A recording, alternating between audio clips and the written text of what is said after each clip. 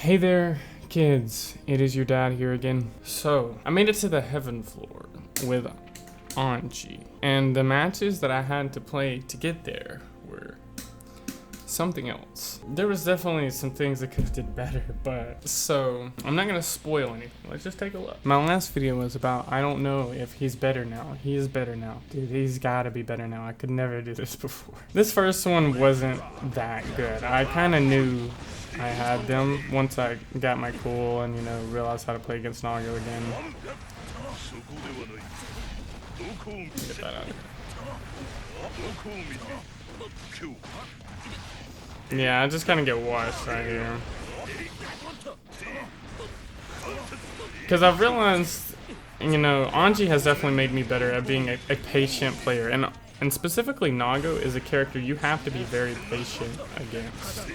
So that's always been my strategy to play against Nago, no matter who I'm playing against. It requires a lot of patience. I went for a big read there.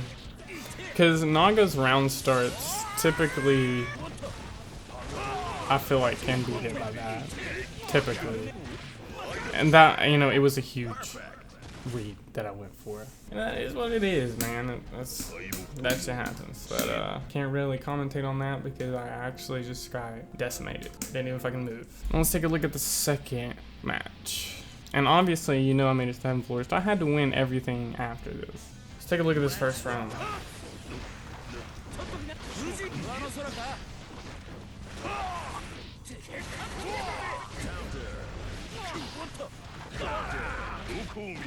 I'm still kind of getting crushed right now.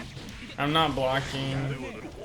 I think there that I thought I was the one with meter. So, yeah. Kind of just a weird misplay there.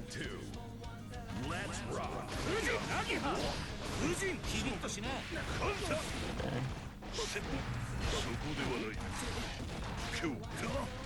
This guy understood Anji's mix fairly well.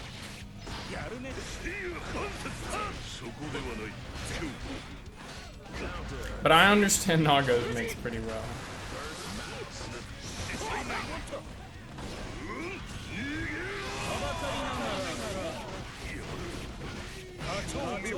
I knew he would do something. I knew he wouldn't just let me come in because he was in the middle of, you know, bleeding out.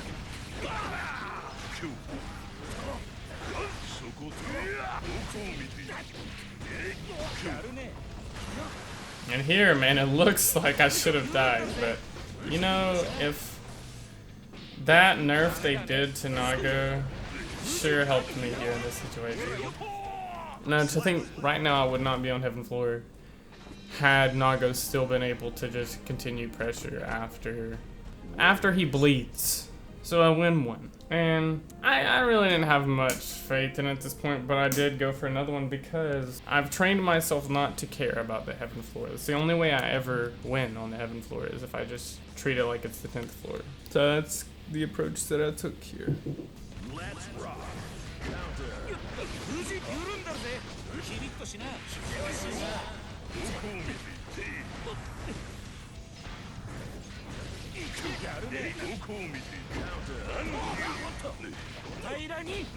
And here I'm just doing my favorite thing to do, bro. That mix-up is so fun to me. Dude, that in the corner, I literally love it.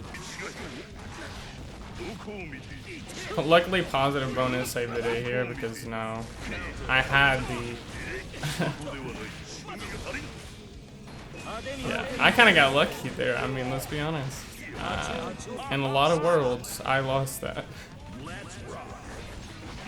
Oh wait, I forgot to get that shit out there. And luckily I picked that up because it was kind of out of range a little bit, but I still managed to pick it up.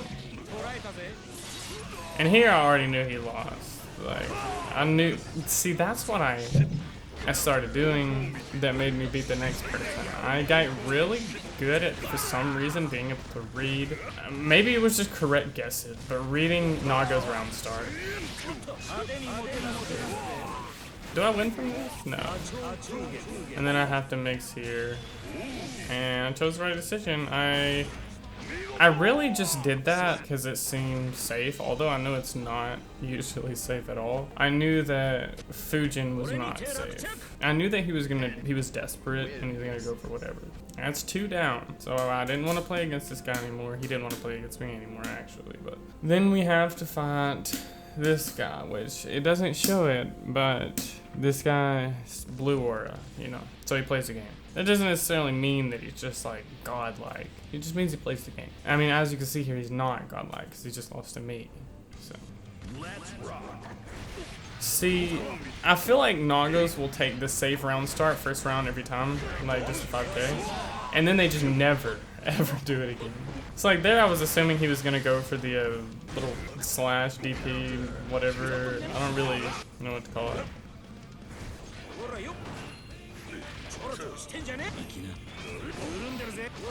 And this guy got hit by the overheads a lot, and I picked up on that. No, that was pretty sick.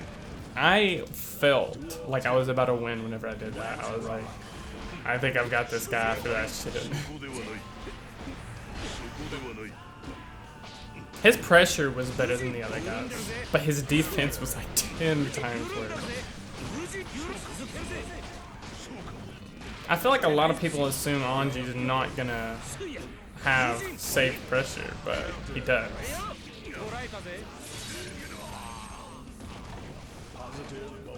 Anyway, I just, you know, it's not safe at all, but it works sometimes. That's the thing about Anji. I had someone tell me that I guess too much in neutral. I think Anji's a character, though. I don't think you can avoid guessing often. Like, it's a huge part of his game plan. And I mean, they're not just wild guesses, they're educated guesses. And so, I mean, right there I gained information as well. I knew that he could be kind of, I think he's the kind of player that when he gets low HP, when he gets desperate, instead of just going for the random wild hits, that's when he just starts turtling up. Which is usually, I mean, you get kind of either. I'm sure there's other things, but I've noticed those two are like common. Either they turtle up or they go wild. Or they just play normal. But that's the least common. That round start of just air dashing at them is not safe unless I have put the fear in their hearts.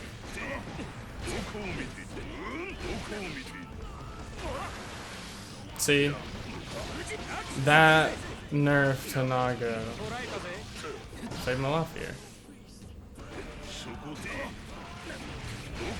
I think I lose here. Yeah. And his combos are also a lot better. That shit was sick. I don't know if I win this though. Oh, I do. He made the right decision. I made the only decision that I can make to counter that. You kind of have to know a little bit about other characters to be able to make guesses like these. Like, I know the safe decision there is something of that sort, so I do what I think can stop that. And I'm not trying to sit here and act like I thought all of this out. It's just in my head. I was like, what is the decision? I looked, you know, and it's kind of like I just take in everything that's happened so far in the match. And then I make the decision. I mean, anybody who's fighting me knows that's how it works. And I knew he was going for that there. That's why I did the back dash, run up, slash. Yeah. I had some reads on him, that's for sure. And my combo right there, this is when I was shaking, by the way. This is when the nerves hit me, because I was like, if I win this, I get heaven for it. If I lose this, I don't. And you know, for really good players, it's not really that big of a deal. But for me, who's only been there once and only been there with a top tier character, getting there with Anji is kind of a big deal for me.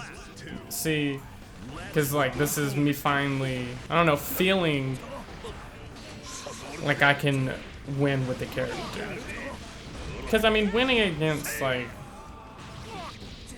you know, win consistently as well, like, because to get to the heaven floor, it's true, the challenges can be hard, as just like your average player who doesn't like play in tournaments, it's pretty challenging to win 5 out of 6 matches. That's what I've noticed is different. Like, when people say like Heaven Floor is not a big deal, I think it does say something that, unless you got there on like a kind of like how I got there with Happy Chaos. I beat a Faust player five times. So like, it wasn't very hard. But to beat Nago with Anji 5 times in a row, at least tells me I have a good idea of the matchup.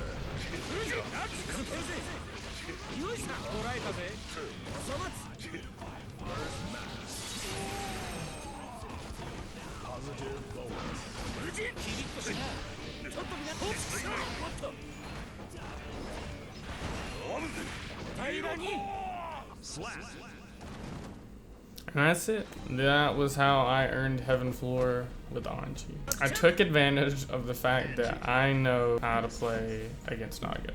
So you're gonna see a lot more stuff from Anji now that I'm finally figuring out how to play the character. If you enjoyed this video, leave a like, subscribe, follow me on Twitch, Sweet Harmony actually. It's in the description, so you'll see it.